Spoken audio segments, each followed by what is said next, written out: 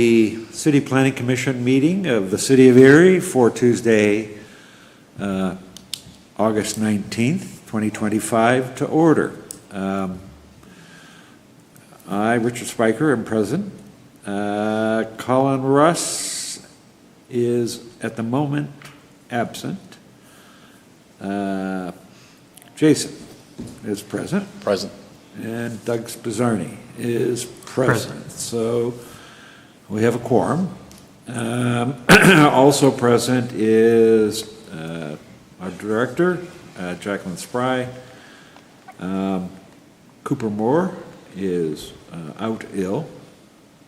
We wish him well on his recovery. As long as it's not a hangover from Sunday night. Okay, first two meeting items are approval of the previous meeting's minutes, so we'll do them in a block. For the July 15th meeting, 2025, that was the last Planning Commission meeting. We'll also approve the July 10th, 2025 special meeting minutes. Are there any comments or changes? Just replace Tony as present with Doug Spizzarni as present. Okay. At the July 10th meeting. So we will approve, we need a motion, I guess. Are we live? We need a motion to approve the July 15th meeting as presented and the July 10th meeting, special meeting, as amended. Have a motion? I'll make that motion. I'll second. We have a motion and a second. All in favor signify by saying aye. Aye. Okay. Item 3, public comment and correspondence related to the saldo. Comments? Yes. Yes, we had the saldo amendments up for public comment for 30 days. We only received one public comment, and that was from Dave Forrest. I'm going to read into submission the public comment as well as my response to Dave Forrest. Dave Forrest says, I would like to see a requirement that adjacent properties be notified of an application and the schedule for public meetings. My response, while I understand the reasoning behind suggesting this edit, it is not a requirement of the Pennsylvania Municipal Planning Code, which governs the saldo. We applied for a state MAP grant in early spring to rewrite the zoning ordinance and saldo. We are currently awaiting notification regarding whether we have been awarded the grant. We will revisit adjacent property notifications when we undertake the full rewrite. All public meetings are advertised in the paper and on the city website's calendar to comply with the Sunshine Act. Second question from Dave Forrest. For stormwater management, when necessary, can we get the developers to be creative regarding the incorporation of BMPs? My answer was, this was outside the scope of the amendments, but we will, underline, address BMPs and other technical improvements during the full rewrite of the saldo. Third question from Dave Forrest. Lighting in an urban environment adjacent to residential neighborhoods is big. Can we require a lighting plan? I would also like to require a landscape plan and a minimum tree planting requirements. Need more green. My response was, we are not developing lighting or landscaping plans with these text amendments. This will, underscore, be addressed during the full rewrite, i.e. lighting, signage, landscaping, design standards. Fourth question by Dave Forrest. I think the 90-day clock for approval does not start when the application is received.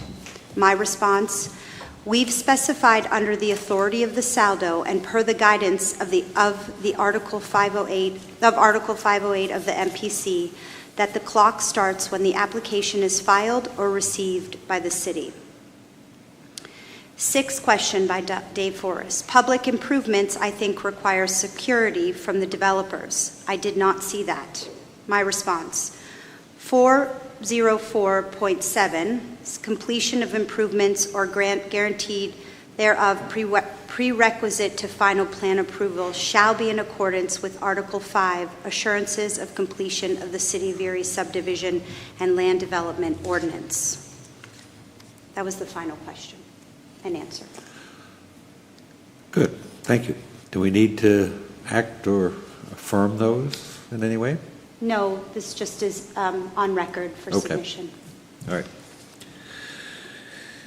Okay. I'll note that during the review of the correspondence that Commissioner Russ is now present. Apologies for being late.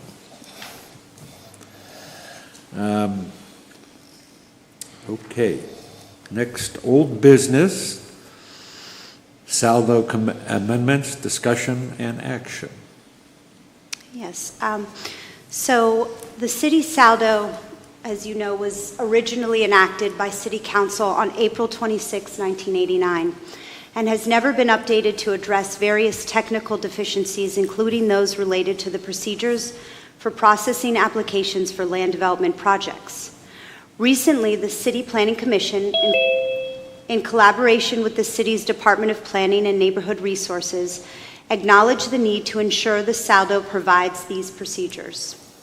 The proposed updates include updating the review and approval process specifically on land development review, updating purposes to ensure consistency with the Pennsylvania Municipalities Planning Code, updating review fees and definitions, and to revise typos and errors throughout.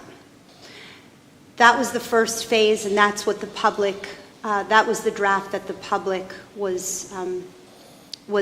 had access to. Mm-hmm. Since our special meeting on July 10th to discuss the saldo amendments, there have been other changes that have been incorporated that I wanted to make you and the public aware of.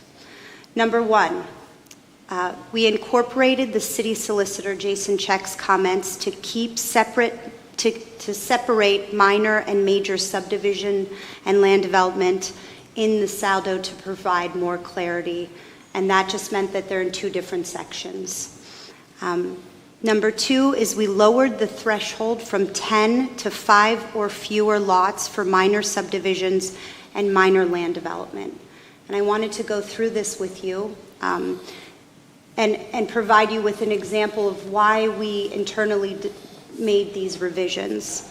Recently, we had a proposed project on 3 acres of land that came into our department, where the developer proposed dividing the land into 6 parcels in an R1 low-density residential district.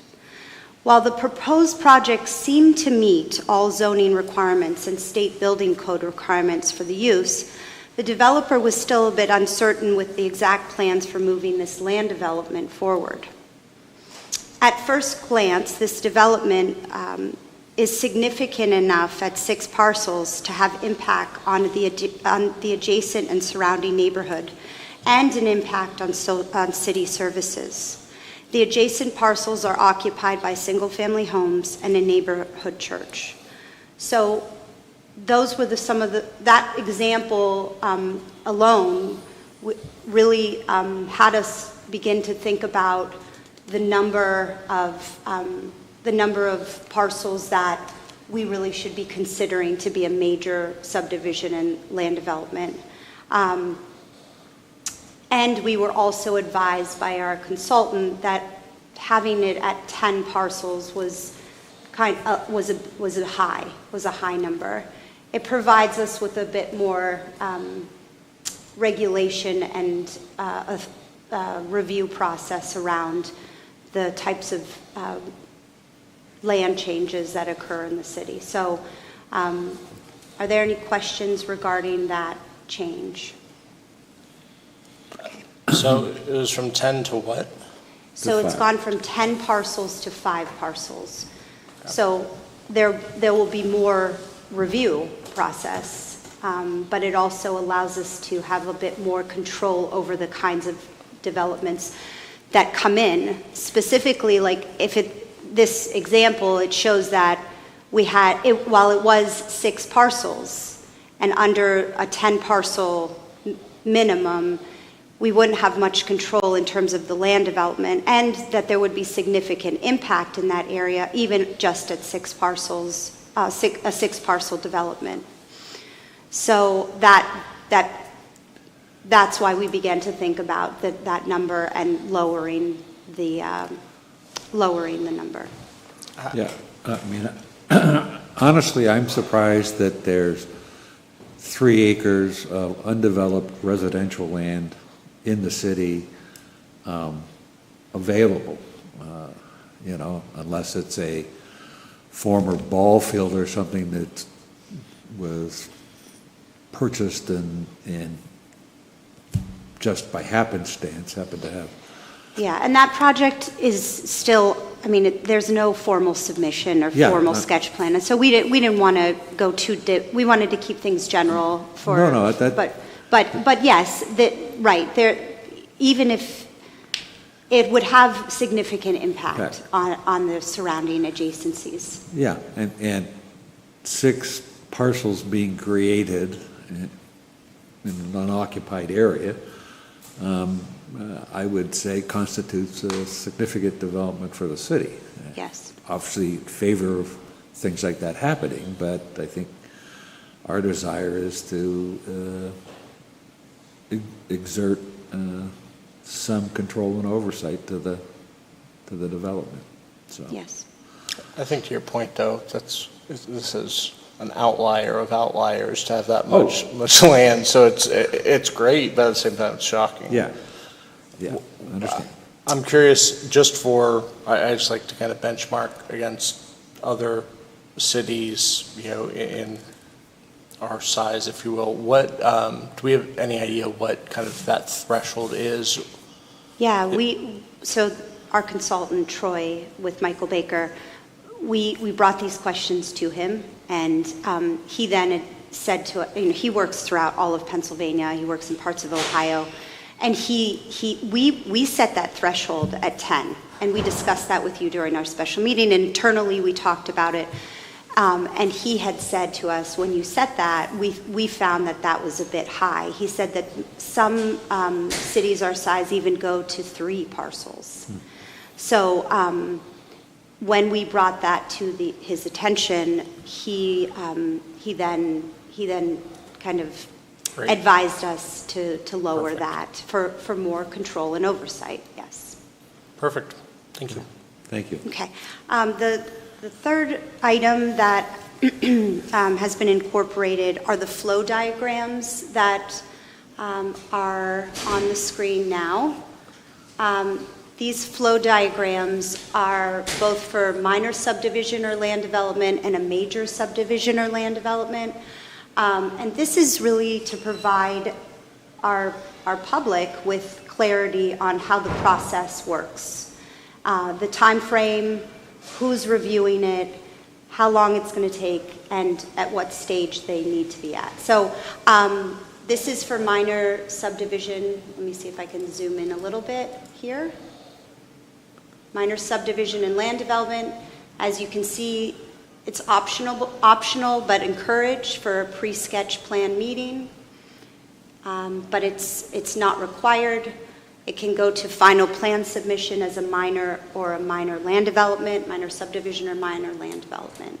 And then if we scroll down to, I'd like to also note here, in our existing saldo, we have a definition for replat that is no longer in the amendments. A replat is considered a minor subdivision, and so it will have to go, anything that is considered a replat previously is now going to have to go through the same processes as a minor subdivision.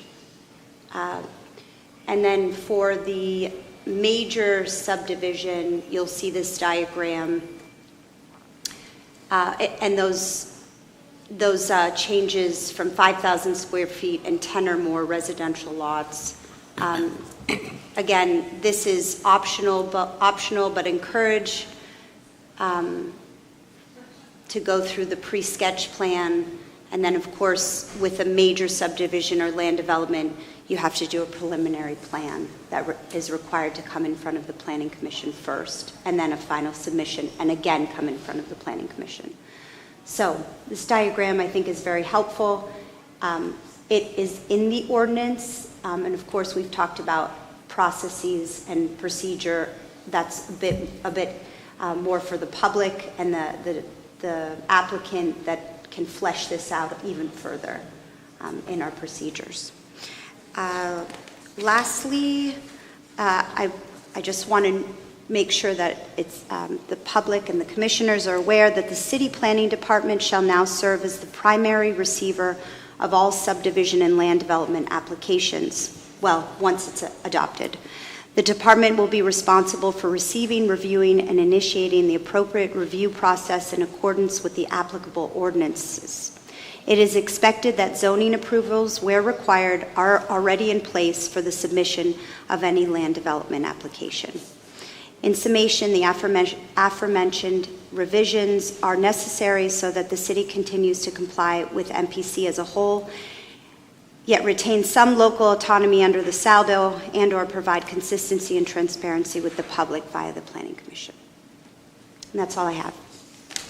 So, and I know I brought this up during our special meeting, just around the kind of coordination of, I guess, the document flow, because there's notifying of the Planning Commission, then there's the county, there's obviously different stakeholders. It sounds like that language means that Planning Department is going to be the point on that, and they'll be the driver of making sure everyone's in the know. It's not putting the onus on the applicant. You're actually going to do that though now? Because now our civil engineers have to do that. Say that again, Jason. Like if we submit a plan to the land development plan to the city, typically our civil engineers are following up with the county conservation district with their submissions. It's not you're not a one-stop shop. So we're going to comply with whatever the MPC is telling us to do, and so that is in our workflow. So but some of the procedure, some of the steps the applicant is responsible for. So I think you should clarify that on that workflow and identify Who's responsible? Yeah. Right, and so they don't will be sitting on it thinking you're doing it for them. Right, that will be in the diagram that we've looked at from Lancaster. We're going to be working on that next, is making sure that the applicant knows what is their responsibility and where the city's responsibility lies. This workflow is showing you that obviously we have a time frame. We have 90 days, right, for review. We have to comply within that 90 days per the MPC. So this is really the internal process that has to be abided by. So this is kind of like that level one, and you guys are going to be working on that level two of within each of these pieces, where does it go, who's responsible, that, okay, fantastic. Right. 90 days seems pretty long too. That's per the MPC. You say that, but that's not a customer service to your public to make it take longer. It's a long, lengthy process. If you have a major land development plan and you have to have a preliminary plan go through, you have to be on Planning Commission twice. So other places 2 can months. do it quicker. So yeah. I think we should make that a goal. I mean, I was talking to somebody most places do it quicker. Get a factory permit in Texas in a month. Yeah. That's not at the recommendation of our consultant, was to make it any quicker than that. In fact, if you remember from our Article 7 historic resources, we extended the review period because a 60-day turnaround was not enough. What is it taking so long for you to review? So Why do you need it was not a recommendation that didn't even come up to shorten that time frame at all. Because there's so much involved in it. Well, and assuming there's discussion and revisions required, there are revisions that need to be back and incorporated and documented and resubmitted and verified that they comply before That's next step. adding a lot of time. Yeah, but it's, and this is baby steps. I mean, think this is the, Time is money, though, in development.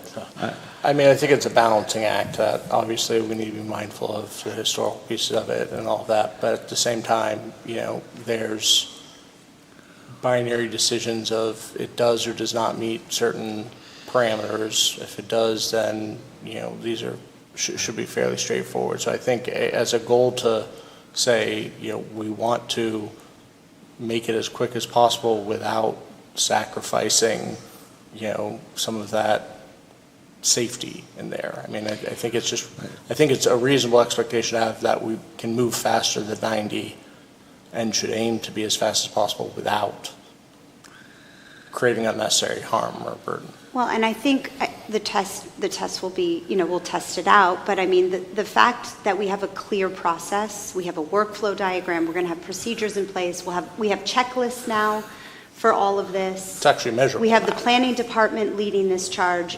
I mean, I think that the hope is, especially if we have developers and such coming in front of the planning commission for sketch plan review, and even though it's not required, we'll encourage that process will be a bit smoother on the back end. So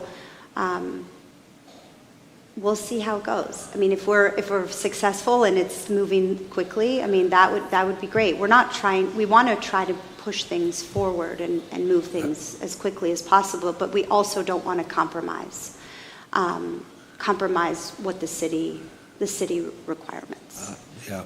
And I can think of numerous instances where developers suddenly wake up and go, oh, I got to have this done by, just let me slide on this, that, or the other thing, and I'll loop back and get it.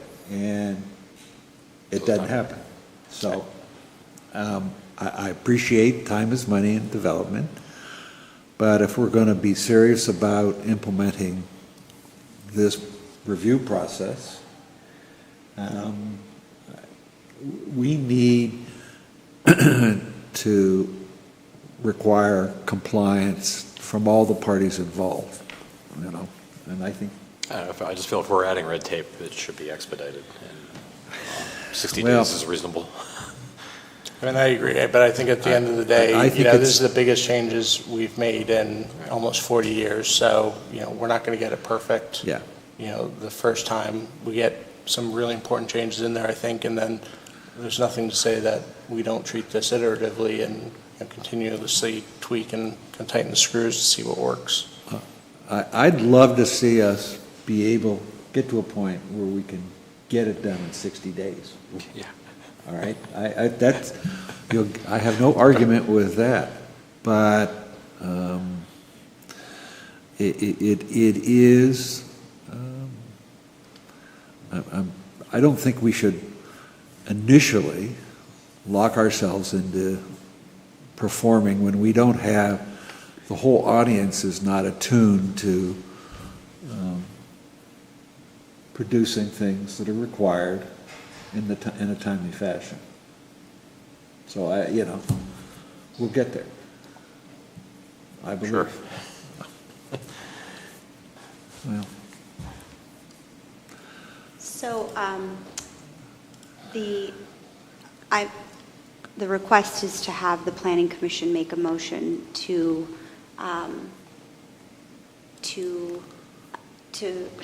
I have the motion up, actually.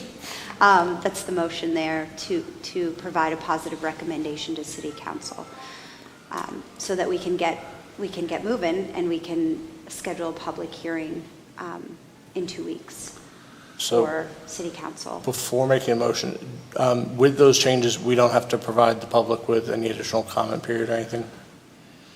Not that I'm aware of. It might be a question for the solicitor. We had. Nope. The answer is no. Well, that was easy. Yeah. I will move that the Planning Commission provide a positive recommendation to City Council to adopt the proposed amendments to the City of Erie Subdivision Land Development Ordinance, aka SALDO. Second. We have a motion and a second. Any further discussion? Hearing none. All in favor signify by saying aye. Aye. Aye. I like having that written out, by the way, Jackie. Okay. That's very easy for I'll me. continue to do that. Yeah. All right. Okay. That's a big step forward on the part of the commission, I think, going forward. I hope that council receives this in the spirit intended and can act upon it quickly and positively.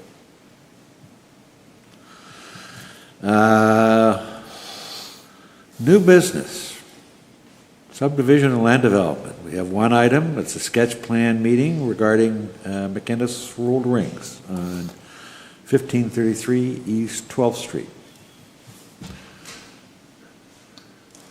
Yes, we have Steve Caruso online. No. I would love one. No. but Do you want one? I'll look at it. I don't have anything else in front of me. That, what you see on the screen is also the same thing. No, You don't want to see it? I'll look at it. I feel official that way. I don't have anything in front of me, so. I'm- Come up to the podium. If you don't mind just introducing yourself and Steve, if he's online. So my name is Matt Erickson. I'm the Director of Facilities for McInnes. Online, we have Steve Caruso. He's our consultant with CEC out of Pittsburgh. And this is just preliminary sketch plan meeting. We propose to add on roughly 42,000 square feet to our existing manufacturing facility on East 12th Street. Along with that, it would be combining 3 parcels that are currently all owned by TSK Partners, which is our parent organization, and then adding, you can see the new entranceway to the west side of the detention basin there. And the purpose of that is to help resolve some of the truck traffic on 12th Street that we have caused.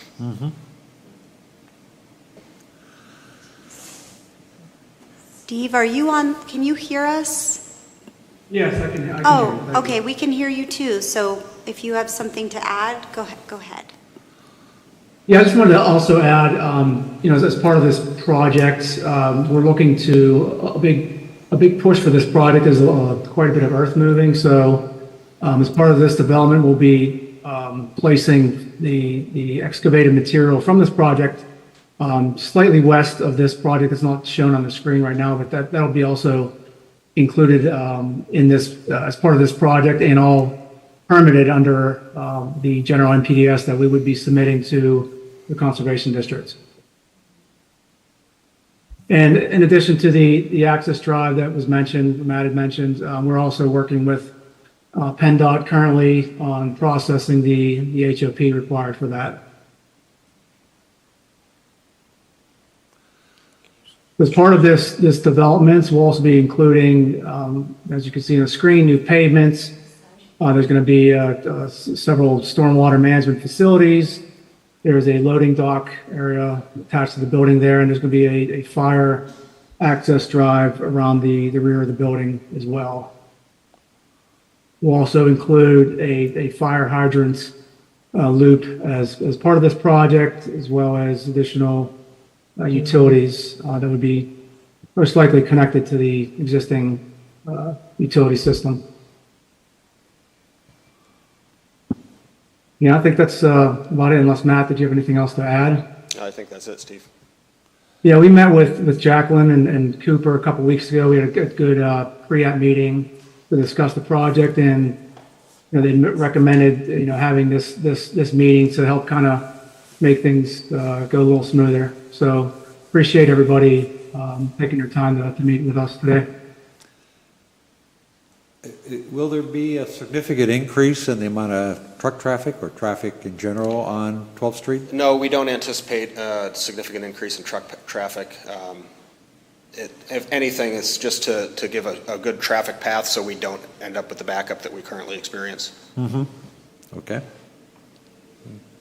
Just to note also, Leanne was in the meeting as well as Amy Francis, the zoning officer. So we all met together. And there were some questions, but no significant issues. Okay.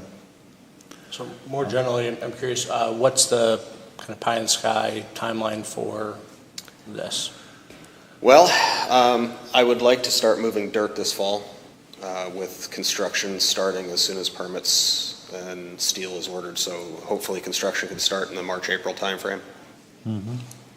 Curious, what was this, the 40,000 additional square feet is great. How much is that, what's it translate into in terms of kind of local economic impact? So Not to put you on the spot completely. the purpose of this addition is primarily with the increase in business that we had in our large mill, which was the 2011 addition. We would like to add a second shift to that mill. So that means extra furnace capacity, extra sawing capacity, extra material storage capacity. So a lot of things that is going to kind of take the place of needs a new home. So this would take, be extra warehouse storage for some of our heat treating facilities and test saws and shipping and receiving. Because the overflow of the new equipment is going to take up that room, so we have to have someplace to migrate that to. As far as economic impact, obviously tax base, we will add at when we get up to full speed, roughly 10 jobs, I think is what we're looking at right now, as far as additional personnel in the plant. That's great. It's all good to hear. Yes, thank you. Unless somebody else does, I think we're happy. All right, thank you. Thank you. Thanks, everyone.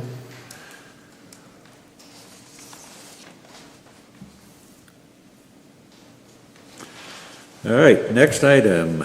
There is no rezoning. There are nothing related to blighted property. Design Review Committee, members, discussion and action. Jackie. Yes. A moment.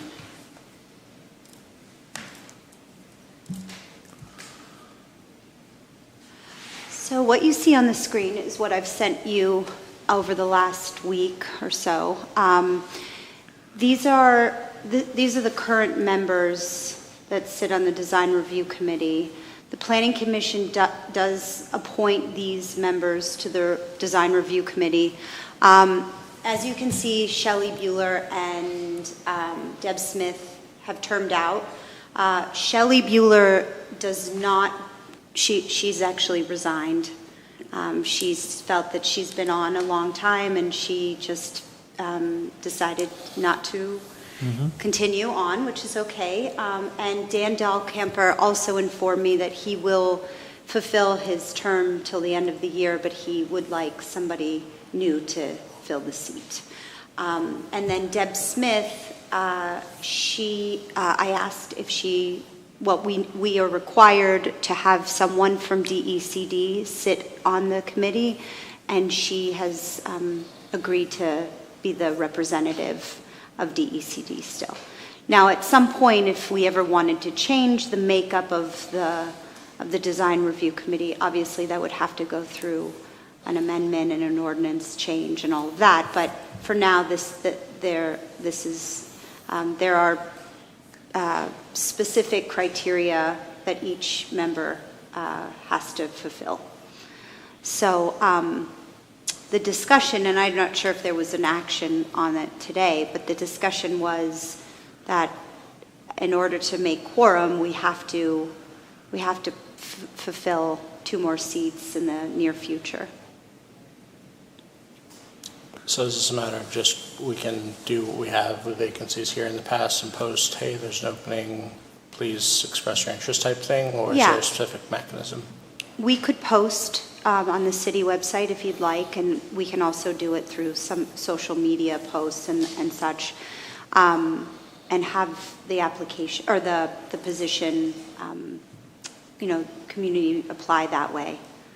The ordinance was pretty specific. It is very specific, yeah. You're not going to get a lot of responses. Yeah. And this is going to be, Mr. Spiker and I were talking about this prior to the meeting, that in the Right. future, you're going to run into a lot of busts on finding these professions. Yes. Yeah. If you recall from Article 7, the historic resource, which we just went through, and I tend to reference that often, is we made some flexibility. We broadened the criteria a little bit. So, you know, I know we had, if you remember, it was like a licensed architect that had, and we broadened that scope to somebody who's been in the field, not necessarily licensed, but who's been in the design field for 5 or plus years. So there, maybe we look at that. We can look at that criteria and possibly broaden it before we open up the applications. Or existentially, should we be asking, should this exist and should this responsibility just not be rolled into the Planning Commission? Seems like there's a lot of overlap in the requirements for the professionals, right? Like you have architects on each, and landscape architect is even harder to find. How I understand it, Jason, is that these two roles are very different. I mean, the Planning Commission is not upholding design standards. Well, we would be in this case for waterfront commercial and waterfront residential. Well, they approve and recommend to the Planning Commission the waterfront conditional use application. So, and their primary role, right, is the design. So how many times have they met in the last year? Once, twice? There hasn't actually been an application submitted, I believe, in 2 years. And on September 3rd, we now have 3 applications. So you're asking these people to volunteer for something that may happen once in a while, and their schedules may conflict, and so they might not be able to, like, it just feels like a commission that, if it's only used once every 2 years, like, what? There's got to be a better way to do this. Well, yeah, I'm not sure I agree completely with that. I think that there are, I mean, one can have a reasonable discussion about, does it need to be split off from the Planning Commission, because there are now, we hope, going to be requirements for planning commissioners to fill certain slots.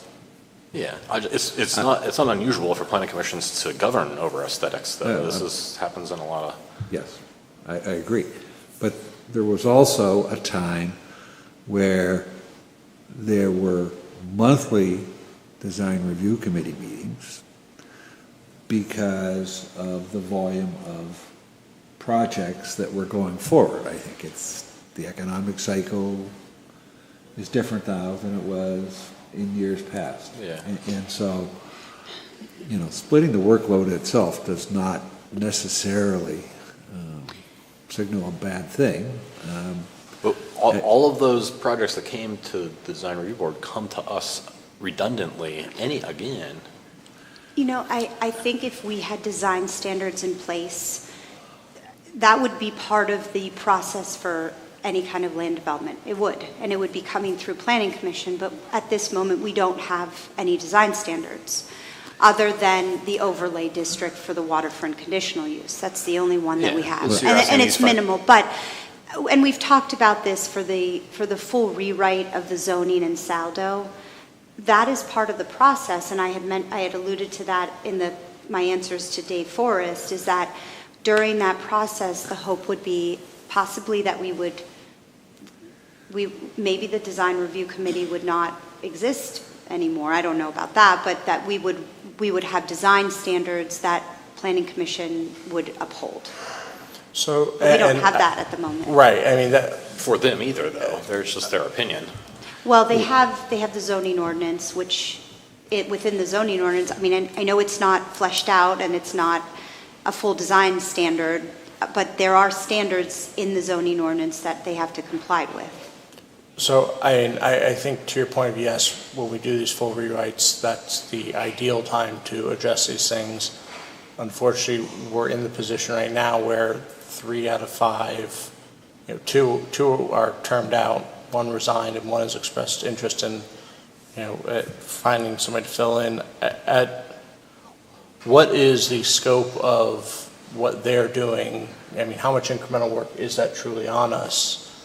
Because we're going to go through the exercise of trying to find somebody, and then at some point, sooner than later, hopefully go through the, zoning rewrite, how much are we just creating work versus saying the most efficient path is for us to go through and say, okay, we will take this on. Yes, there hasn't been a lot in the past. There is some now. I mean, at what point is that just the more practical and streamlined, because we're going to see it anyways, to Jason's point, why not accelerate that process? And it provides, public forum, opportunity for everyone to speak on it. I struggled with 2-3 years ago when we did receive the design review board submissions, because we reviewed them ourselves. What were we reviewing them for? Because they had already been reviewed by the design review board for aesthetics. So it's just a matter of process that they came to us. But if we were to take issue, it wasn't our position at that point in time to say aesthetically, I don't like this color or the materials, right? Right. It's just passing through here. So why is it even passing through here? I mean, I see it as an opportunity for public comment. It's a bit of check and balance that it goes to design review committee, then goes to planning commission, and then again, you have the opportunity as public or developer, whatever, to go in front of council. So just as we have those same check and balances for the historic resource. Why not Yeah. just 2? How many times do they need a chance to come here and complain? Half the time nobody's here anyway. Depends what side of the issue you're on. True. I mean, and just to be clear, I mean, if we had a full design review committee, this isn't even something we're talking about. I think it's just more because we do have this question of 3 out of 5 aren't there. Is it worth trying to get people who, in the already constrained parameters that we have to find people within, is it worth 6 months of trying to do that just to fill us out versus saying we will assume these responsibilities and hopefully in the next X months we're able to adjust, make changes, updates to zoning so that this is a moot point? I'd have to do a little bit of research around it. Currently, Section 306 in the zoning ordinance, conditional uses waterfront district, it does call for a design review committee, and there's they meet once a month. There's full kind of criteria for them as well. So that would be a change, and it's specifically for the overlay district, which Right. That is our only overlay district, other than the historic resources that are also considered a overlay district. I'd have to do a little bit of research and digging around how you change that, if we have the ability to change it, and going back to the municipal planning code. I can certainly give you that information next time we meet and give you an update as to how other cities are also handling this kind of design review. As I understand it, this was in the early 2000s, I believe the design review committee was established because of the waterfront conditional use application. So, I mean, Is that correct? I am all about making sure we give people public forum for it, but I also think the balance might lie somewhere between having 3 meetings and 2 when it's still coming before us anyways. I mean, I think it'd be great if you can do some of that research for us just so we can, see what makes sense. The bust on the professions is if you're requiring a licensed architects, there's 20 of us practicing in the county right now. I think only 8 or 10 of us live in the city. yeah, I think And there's 2 licensed. almost all of them are near retirement age. Yeah, I think there's So, 2 licensed there's a requirement of at least two licensed architects on the design review committee. Yeah. So, yeah, It could be in 20 years, there's only 2 of us that exist. I'm not. I'll still be here. No, but if you can, I mean, if we can find out maybe what other cities are doing, that gives us a good benchmark to work from. sure, I can do that. What's the quorum requirement for the design review? Well, I believe it's three. What is it, Three. 5 people? Yeah, so it's Yeah. 3 for quorum. So, the current membership can function. Yes, as long as they show up. As long as they show, I understand. Yes, That- I do that's- have quorum. I do have quorum for the September 3rd meeting where there is 3 applications on the agenda. Yeah. So I do have quorum. I've asked Mr. Dahlkemper if he would ride out his term, and he said yes. But I don't know if he's going to be here in the later part of the fall if we need an additional. Yeah. So we'll work around that, but yeah, Okay. we do have quorum for the next meeting. Good. All right. Thank you. So there's no action based on that, Not today. not today. Okay. Next item, Jason Check will discuss the Miller Brothers update, or give a Miller Brothers update. Good afternoon. Good afternoon. I brought my paper up, but there's no notes. Also, before I talk about Miller Brothers real quickly, I'd like to go back to the design review committee discussion. Just from I think from a legal point of view, it's an advisory committee, as you know, and it's set up for experts essentially to be put on it. So yeah, I know there's not that many architects, maybe now as there was when it was formed 30 years ago or whatever that was. But it is advisory, there is those specific criteria. I would say that the Planning Commission doesn't have as specific criteria. I don't think you necessarily need to be an architect or a landscape person or a historical review. So I would say, from my point of view, if you're going to make any changes, the changes should be carefully thought out, obviously, and I'm sure they would be, but they are the experts. So I know we have some architects on the council, so you guys know, you have your degrees and your education, your experiences, but maybe Doug and Colin don't have as much architectural experience or landscape architecting experience, and maybe they want to see what the recommendation is from that board of advisors. I mean, they're not public. They don't meet on a regular basis, that's correct. When I was doing a deep dive on this last week, because this came across my desk, the design committee met maybe 3 times in 2023. Once was in November on a gentleman who bought a couple parcels, combined them so he could build a house. And the other things were earlier in 2023, and I forget that project, but that was for something else. But with all things that are coming through, with the development down by the hotels and everything, with all those changes and the building of the marketplace being developed by Erie Events, they probably will see a lot of stuff, and they probably will be some things. So I do think it's good to have it separated as like an advisory committee versus the public planning commission. Now, if you're going to get rid of the advisory aspect, then you don't want to lock yourselves out and say, well, we want more expertise on the planning commission. So I mean, how do you do that? You got to find that balance. Those are just my We kind of quick have a comments. requirement for architects, but we loosened it for the planning commission.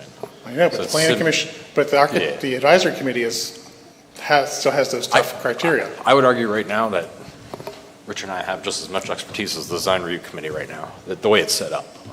It just, But do you have the landscape architecting? Do you have the ECD? he's got one on staff at his company. You have the economic, do you have the member of the ECD? No. No. Do you have the person from the I mean, Historical we Society? could make that Right? a requirement that they're on this, though. Well, yeah, well, then that would be something to do to change it around. Yeah. So, and of course, the end goal is to, with the massive, when we get that grant to do saldo zoning, all of that will be, incorporate all of these different changes. So I I'm was just saying there's overlaps now, is Yeah. what, it just feels like there's redundancy in it.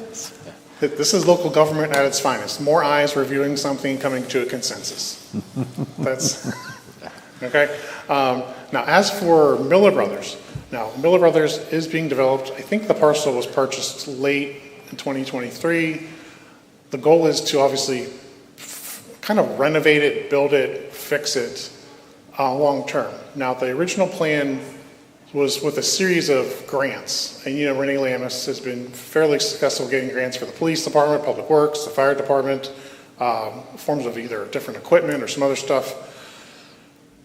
Well, with the change of administrations, a lot of the grants that were either being applied for or that were in the pipeline have either been canceled or delayed. Now, I don't have any exact stats on that. So as of right now, Miller Brothers project is essentially at a standstill. Now, you've seen like 2 or 3 council meetings ago, there was something possibly on the agenda for a bond.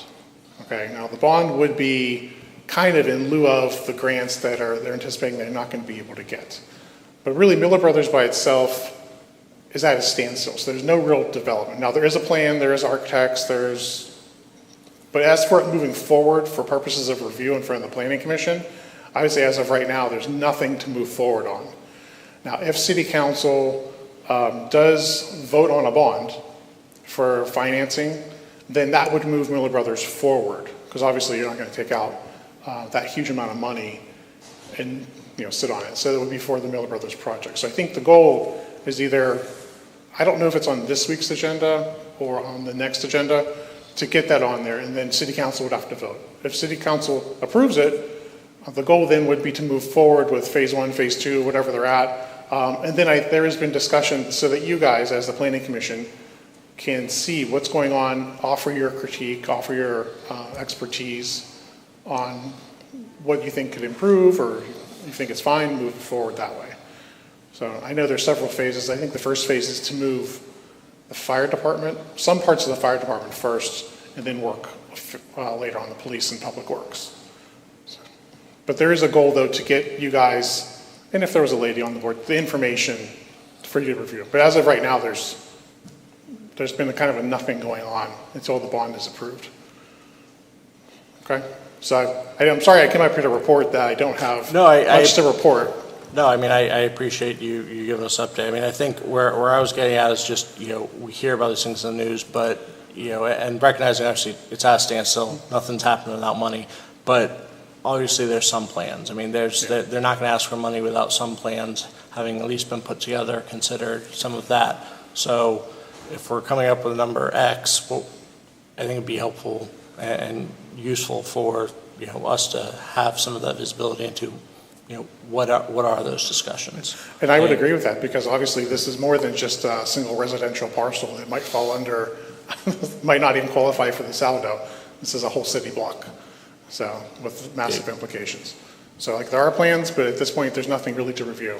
But if City Council passes that bond, like I said, I don't know if it's this week or I shouldn't say pass. If they vote on it and approve it, then the machinery of the bond will get moved forward. If it's not, then this might be something that comes up, I guess, with the next administration, essentially. So, thanks. Thank you. Yeah, I just want to comment. Thank you for the report. I appreciate that. I mean, this is a fine example of government putting us in a position to be reactive as opposed to proactive engagement in determining land use in the writ large for the city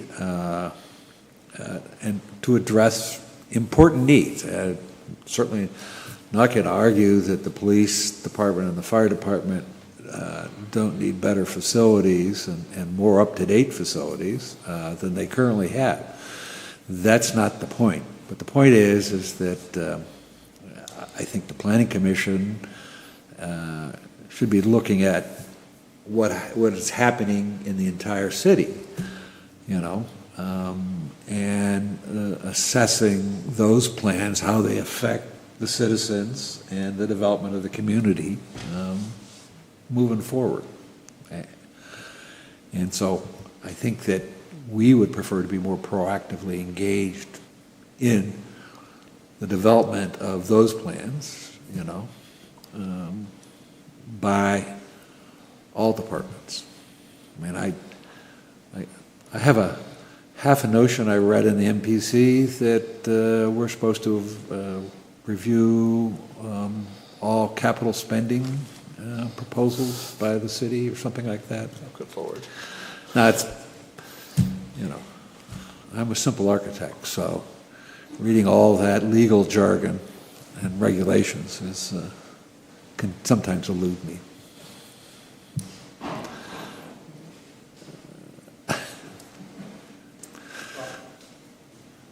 I think you guys, to address you, not in a silly way, but actually by voting on the recommended changes to the Saldo and to the zoning and all that stuff, I believe that we're working towards updating legislation and making it clear, and then having everyone know that that legislation exists.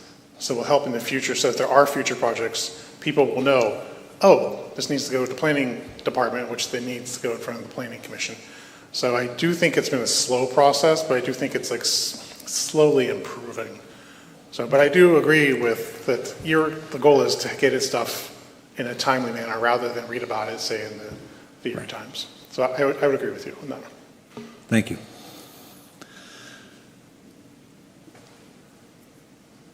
We're done with new business. Anything for the department resource updates? I just have two updates.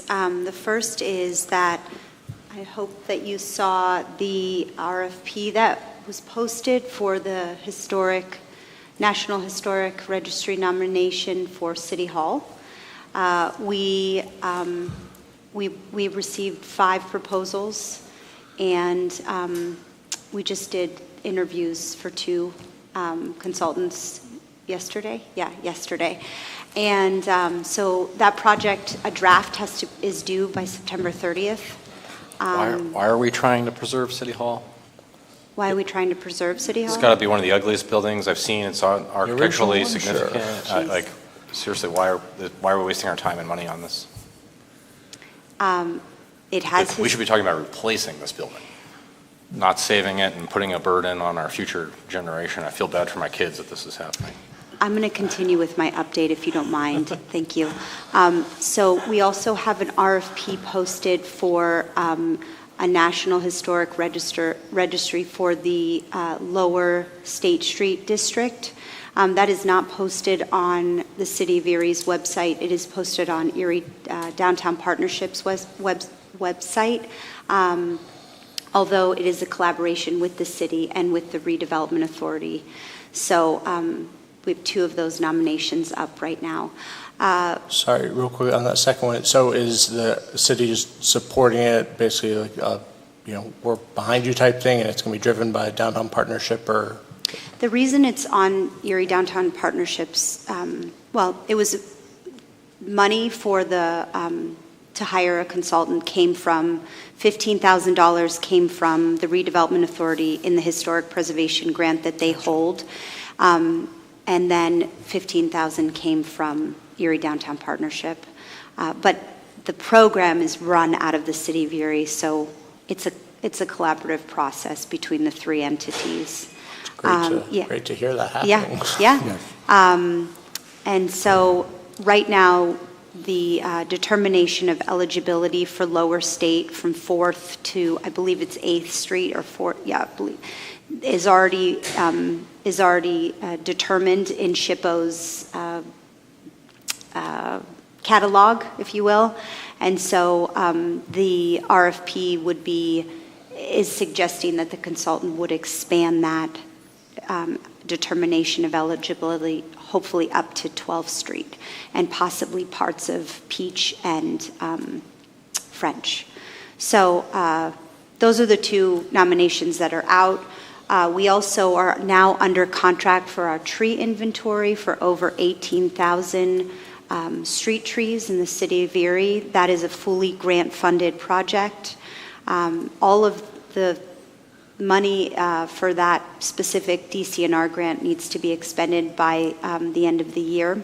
So the grant was awarded in the amount requested, or we got most of the way there? Because I remember last time, a while back, you mentioned that there was an application for it, so it's great to hear that something was awarded. This grant funding, the planning department inherited this project. It was actually a project that was being managed elsewhere in the city, and we inherited it, and we've had it for a couple years. It's over $300,000 from DCNR. Part of it is ARP funding, and so they've kind of like meshed a few different grants together, and the project is to be completed by December 31st, 2025. So we had 1 year to spend a lot of money, and we have several partners, LEAF, Mercyhurst University, Northeast, Groundwork Erie, and I'm missing one, one other, and I can't remember. It's pretty good. I didn't mean to put you on the Anyways, spot. those are our partners, but for instance, Groundwork Erie, who they'll be planting over $80,000 worth of trees. They already have started in this spring and then finishing up in the fall. So, and then LEAF has tree plantings. They're doing riparian buffer improvements, and they're also doing tiny forests and lawn conversions. So it's the hope is that we're improving the environment, planting trees, and it's measurable by the number of trees we're planting, and all of those metrics are reported out to the state. So this tree inventory, though, it's so needed because we really don't have a inventory of we do, but it's in the way that we need it, what's been removed, where we don't have trees. And we do know that we have several heat islands, specifically on the east side of town, where there just are no tree canopies at all. So the grant spells out that it would like us to focus in those areas where there's been communities that have been overlooked. Finally, I wanted to also mention that over the weekend at Celebrate Erie, we had our pop-up event for the Comprehensive Parks, Recreation, Open Space Plan, otherwise known as Erie Outside. If you want a shirt, we can offer you one at a small price. We had our team from the planning department was there. We had the design workshop consultants come in from out of town. We had several volunteers help us from different committees and authorities come out and help us. We had over 200 people come through the exhibit. We had a steady flow of people coming from the city, people that are residents here, that are tourists, and that live out in the county that recreate at our city parks. So it was a very successful turnout. And then I've had just a slew of emails coming in from people who have seen our posts that are commenting, providing feedback. All of the information from that pop-up will be on our website, our landing page, www.erieoutside.com. Everything is there. I should also mention that all of the SALDO amendments and updates are also on our city page under subdivision and land development. There's a very comprehensive FAQs on why are we doing these amendments, why are they needed.